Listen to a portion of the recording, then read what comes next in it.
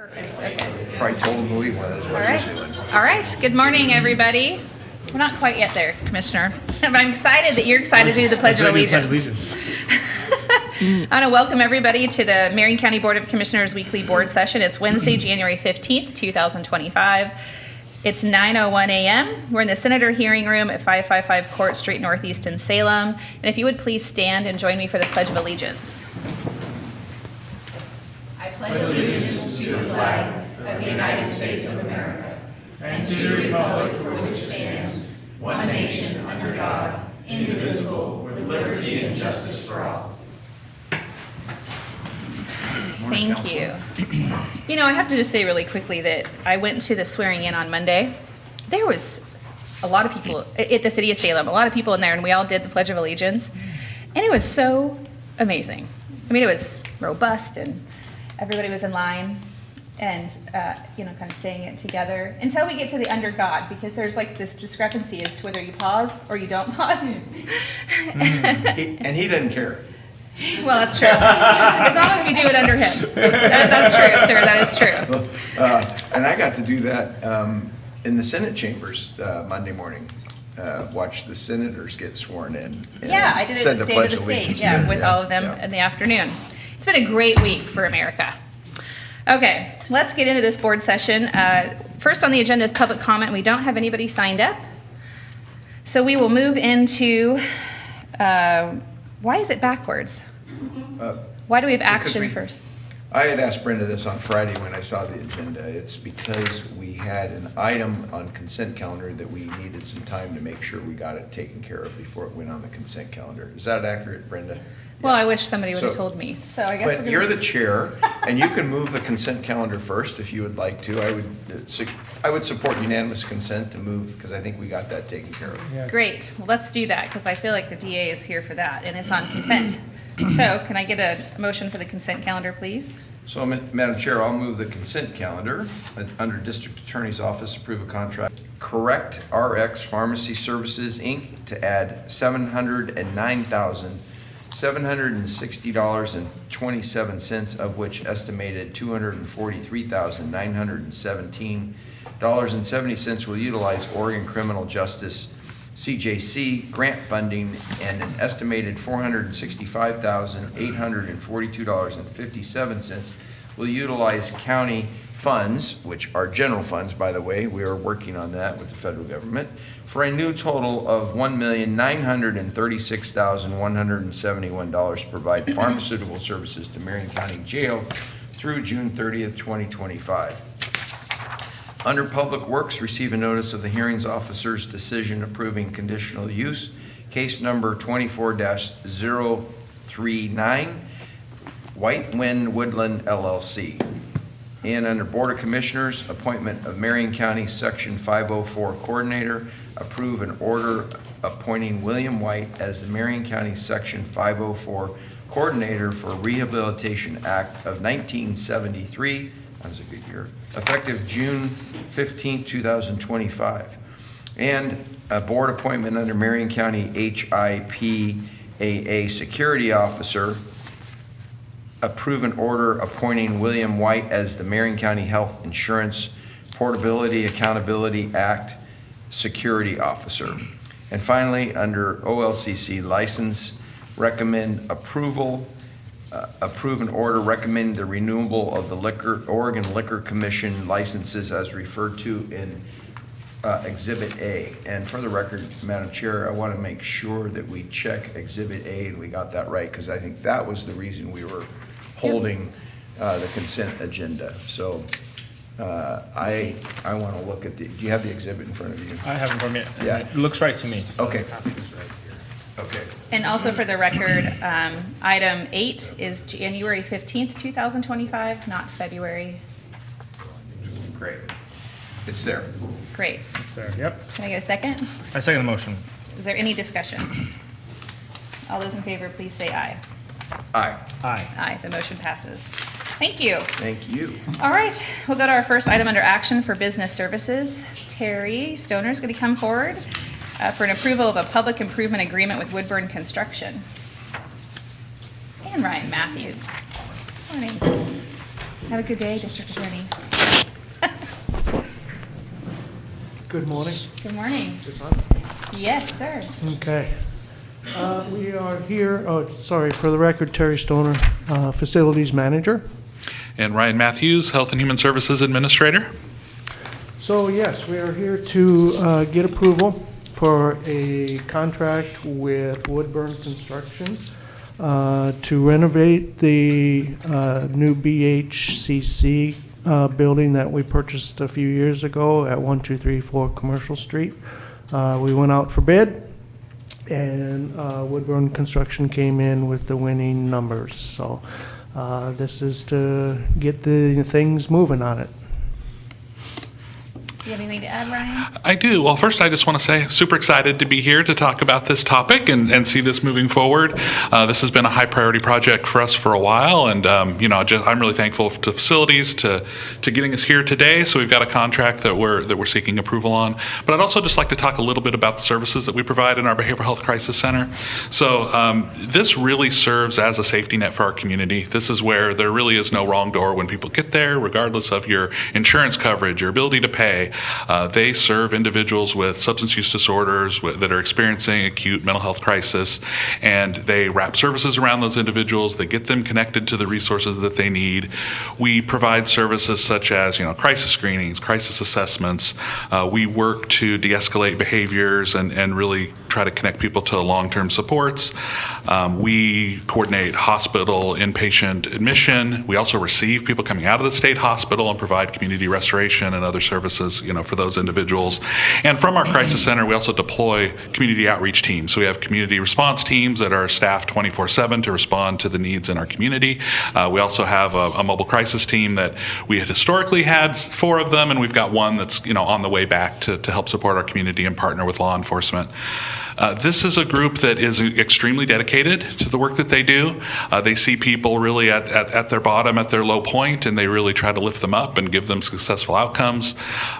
This is a 24/7 crisis center, and when we say 24/7, we mean they don't close. Like, it didn't matter through COVID when things shut down, they were open. They never shut the doors.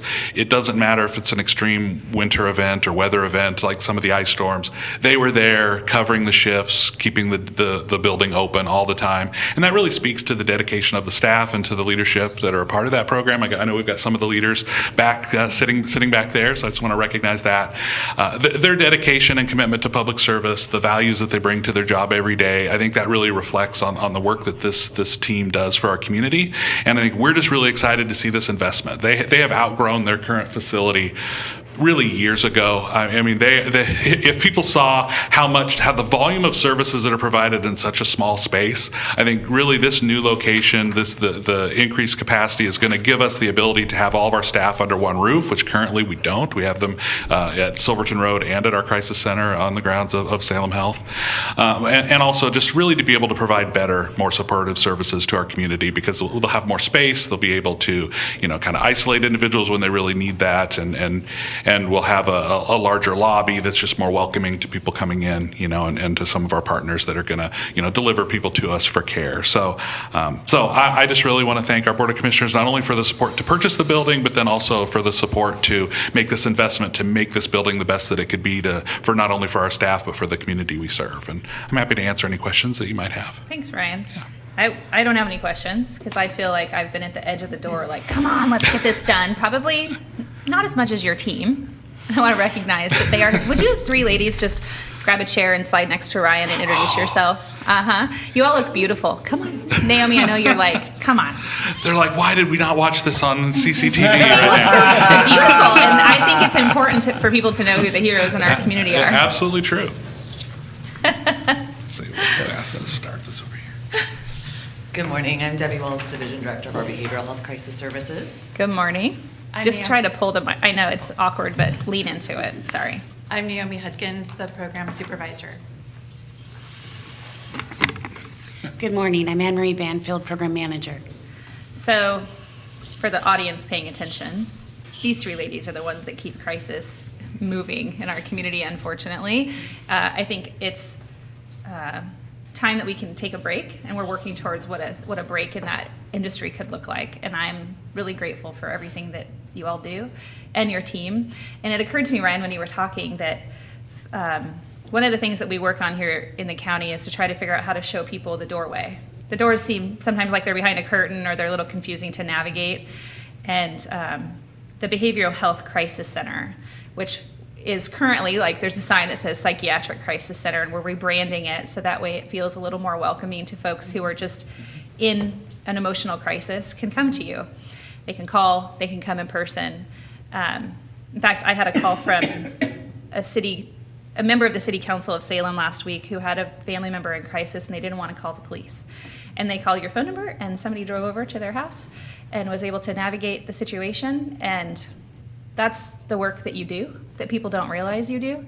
I know we don't have enough capacity to be able to be there for every single person at every moment, but I also know that you all really show up as often as you can.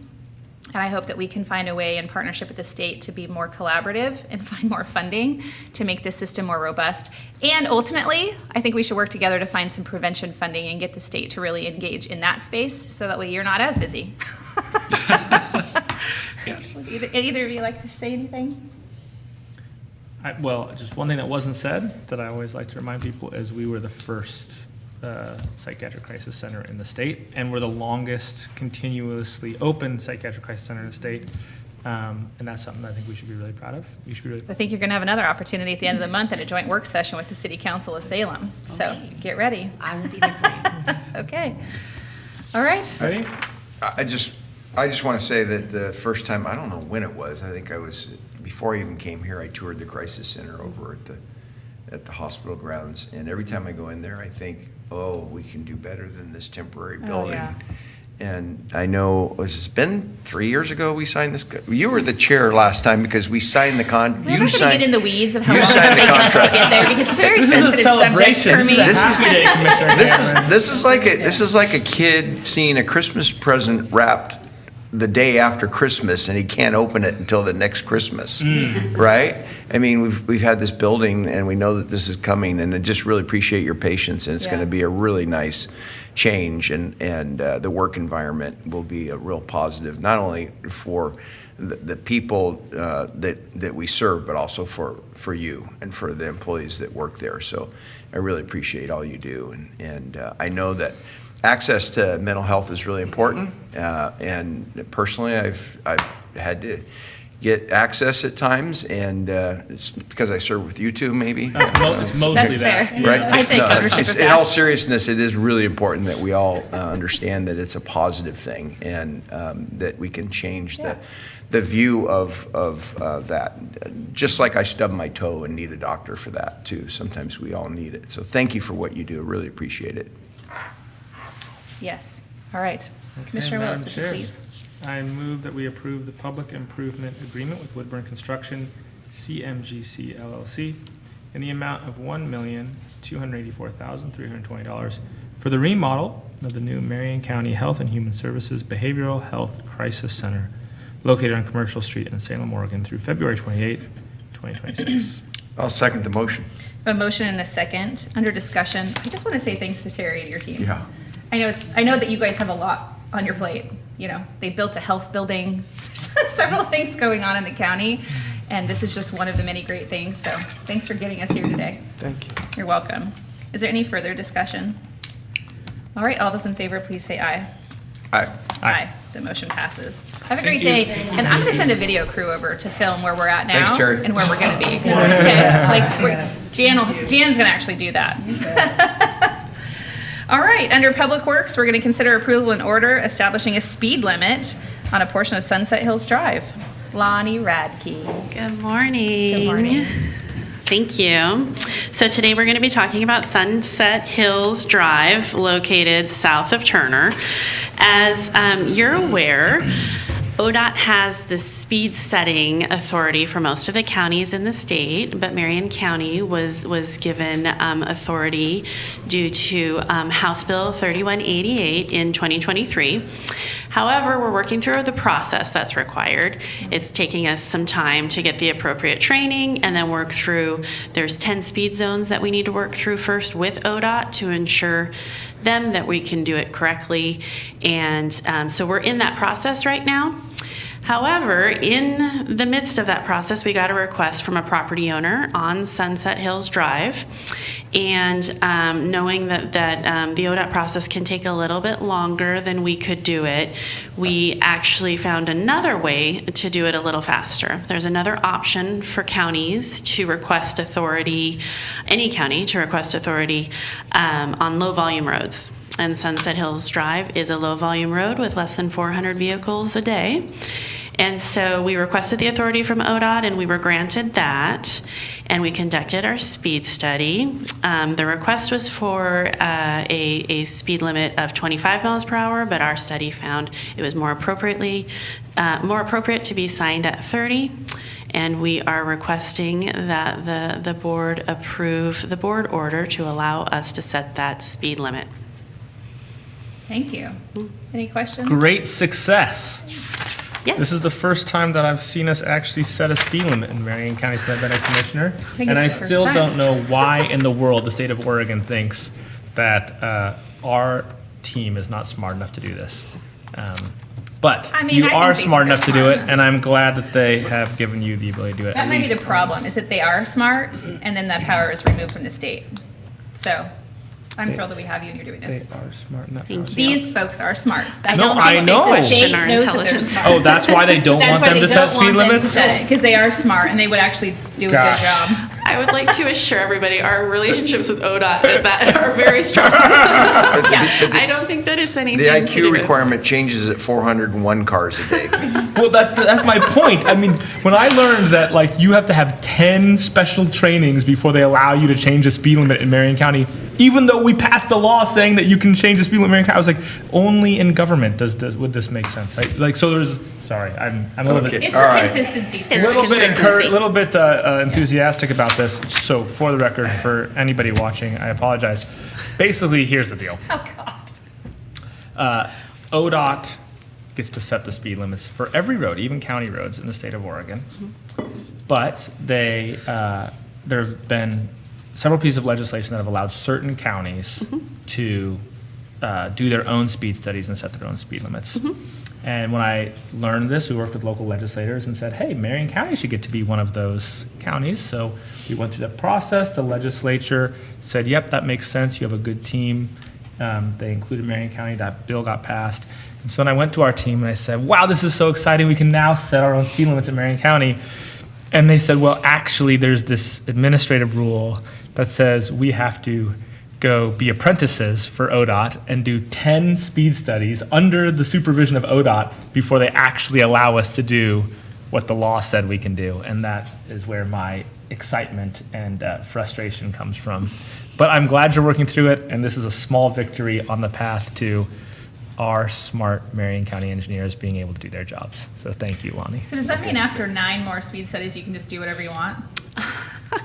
No, we will continue to follow, and we that consistency is key for driver expectancy, and we will continue to follow very similar methods that Sure. ODOT does. So they're really a wonderful team.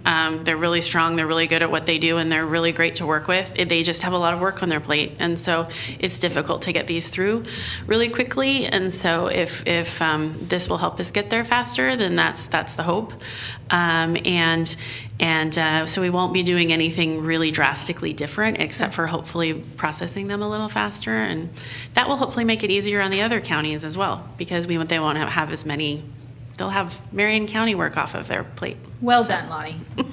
All right, Commissioner. Yeah, Madam Chair, I this is off the subject, but I want to compliment our Public Works Department. Monday night, when I left the swearing in and a little celebration afterwards, I was driving home on River Road, and I said, is that an emergency vehicle up in front of me? No, it was a flashing beacon that was brand new on the warning signs for the trucks that go out there to turn around because they get stuck underneath the railroad. I actually noticed it that night. Monday night was the first night. It was new. It's new. I had to ask Lonnie, I said, am I just that unaware that I didn't see it before? And she said, no, it just went up today. So it was great. That's one more warning sign before they pass that turnaround. So thank you. But I'm sure you want a motion. Is that what I'm you're really looking for? for a motion. I'm patiently waiting, yes. Madam Chair, I will move that we approve an order establishing a speed limit on a portion of Sunset Hills Drive Southeast located south of the city of Turner. I second the motion. A motion and a second. Is there any further discussion? All those in favor, please say aye. Aye. Aye. Aye, the motion passes. Thank you. Thank you. Have a great day. You too. All right, and our final action today is to consider approval of an early work amendment number 3 to the construction manager general contractor agreement with Sladen Constructors. And for the record, I have a conflict. My son works for Sladen, so I won't be participating in discussion or the action. So carry on, Chris. Okay. Good morning, Commissioners. For the record, my name is Chris Einmo, Marion County Public Works, here for early work amendment number 3 for the contract with Sladen Constructors. So this early work amendment is similar to one we came forward with before for early work amendment number 2. We are procuring the equipment that goes into the Mill City Gates wastewater treatment plant in stages because of the aggressive schedule of the project. We have to have the American Rescue Plan Act funds fully expended by December of 2026. And so that requires us to make sure that we can avoid any construction delays by procuring the equipment that we'll need so that it's here when it's ready to be installed. In this package is primarily electrical equipment for the plant and also some of the advanced treatment systems. Some of these systems can have a lead time of up to a year, sometimes longer. So it's really critical that we get these orders in so that they can start fabrication and that it will be in our possession when we are ready to install it, along with the construction timeline. So the engineers have been hard at work this whole time to develop the plans, to get them ready on time, and we've reached a point where we know enough about the electrical system, the loadings, in order to procure those. So the package is, it's primarily electrical gear, the generator, which is capable of running the system. It's a diesel generator that can handle all the loadings of the plant in the event of a power loss. There's an odor control system that will but there won't be any noticeable odors coming off the plant. Ultraviolet disinfection and a lot of the pumps that go into the plant itself to move the wastewater around. And so all of that is packaged into one early work order so that the contractor can go out and order those. In order to get this package prepared, we had the contractor advertise it, kind of come to us with a proposal of all of the options for each item that were on the engineer's list. The engineer provided them with specifications, and then we evaluated those according to the matrix that was developed and presented to this board about middle of last year. So there's a matrix that looks at the actual cost of the equipment. It also looks at the overall net cost of the project, which can be different from the net purchase price. If, for example, a piece of equipment may be cheaper, but it's going to put a larger cost burden on other items. So we look at that kind of in a holistic approach. We also evaluated the cost to operate the equipment long-term and the reliability and the degree to which they, how well does this meet the engineer specs, or does it require some sort of change in design that we can accommodate? So all that goes into an evaluation matrix, and then we score them. And from that package, we recommend the top scoring item from each list. So the total value of that package is $2,479,768, bringing us to a total of $4.6 million. All of this is coming out of American Rescue Plan Act funding, that is federal funds, so there are no anticipated impacts to local funds. This is all within the project budget. Great, thank you. Can you give us the total where we are? How, once we approve this contract, how much money have we spent or allocated, and how much more do we have to go? Yeah, so by the time, once this, if this early work amendment is approved, the total value of the contract will be $4,579,812. And so that's going to be It's going to be more than 10% of it, but, That's just for this contract, right? yes, for this contract. Is that the total amount that we've spent on this project to date? No. No, this is just for the Sladen Constructors contract. Yeah. So we also have the contract with Keller Associates. Okay. That value is about $10 million, and that's taking us all the way through final design. Okay, so this really is the beginning of us actually building the facility, is this contract? Yes, this amendment will likely, depending on the construction timing, this may be the last early work amendment, because once we have enough information to fully contract out the construction, we'll enter what's called a guaranteed maximum price amendment. So that GMP step is when basically that's everything that's needed to deliver the plant. Thank you. Commissioner Cameron, do you have any questions? Well, I got to page 13, 14 of this contract, and I have this post-traumatic syndrome from calculus in my freshman year of college. and then a C in organic chemistry, and I'm looking at this stuff going, whoa, there's a lot of technical terms in here that people a whole lot smarter than me figure this stuff out. Did you see this stuff? I mean, it is amazing. There's 100 or 700 pages here, right? Is that what I'm reading? About that, yeah. 780 some odd pages, but I got to 14, 15, and I'm going, somebody smart. I think that's you, Chris. Well, we have Thank you for we your have a service. great engineering team supporting us, and this is definitely a state-of-the-art plant, and that's what we want. We'll do an excellent job of treating the effluent to protect the North Santiam River. So, Specific gravity, 0.795 at 68 degrees Fahrenheit, 1.2. It's impressive. I'd rather study law. I remember talking to some folks from DEQ, and one of the guys did say that. He said, this is a really, really, really nice plant. Yeah. Thank you for your education, your talent, and the other people that are working on this. Really good. Thank you. You ready? No, that's Alrighty. not my move. It is your motion, It's actually, Mr. Second Vice Chair. well, I can call for I just have to abstain. Oh, okay. Yeah, go ahead. Oh, no, just kidding. He's telling me I Commissioner. can't now, so I guess it's all Okay, you. I'm Mr. happy Vice I to did do the it. last one. Okay. Mr. Second Vice Chair.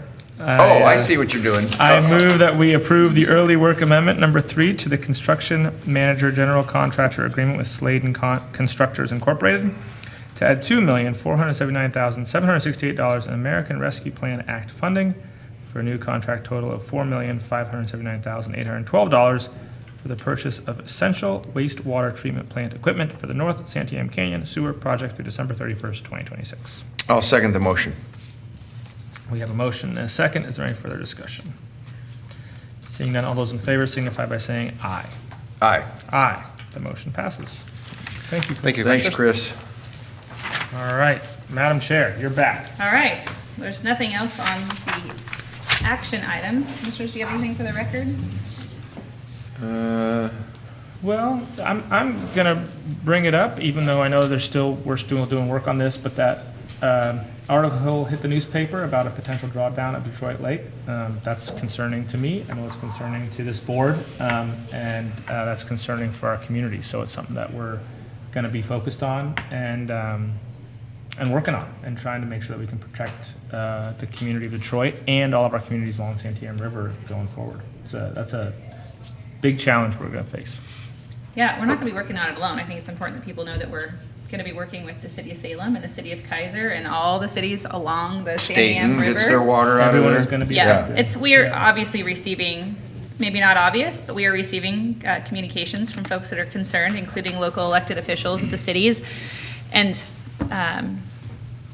yeah, we have information. This was news to us. We had a meeting, I think in October, with the Army Corps that gave us a presentation that, It was different. directed us that we would be fine, that Detroit would not have a drawdown. And the Army Corps received news in late December that that isn't actually the case. So, things change, circumstances changed, and now we're going to get in the weeds of that and figure out how to protect our communities. I would just say we should be concerned. People are concerned. Yeah. They should be concerned. Very That's warranted. Absolutely. Very much. Yeah. Yeah, so For a lot of reasons. more to come on that. And I'm sure there's there's probably more information than was in that newspaper article Oh, that people are guaranteed. reacting to. So, we'll start getting that information as we move forward. This afternoon, I'll be involved in a meeting. I think we're going to have some staff involved in that meeting as well. So, it's not a commission meeting. It's a committee that I serve on outside of the board. Yeah. At the foundation. So, but For Detroit, yeah, the Detroit yeah, Foundation. Yeah. So, they're obviously all over this. Yeah, okay, well, that's just, one major thing that we're doing in Marion County. Okay, anything else, Commissioner Cameron? Lots going on. Yeah, agreed. Okay. I get a haircut today. Congratulations. That's important. We're adjourned. All right. I'm not trying to drag this out. Good job.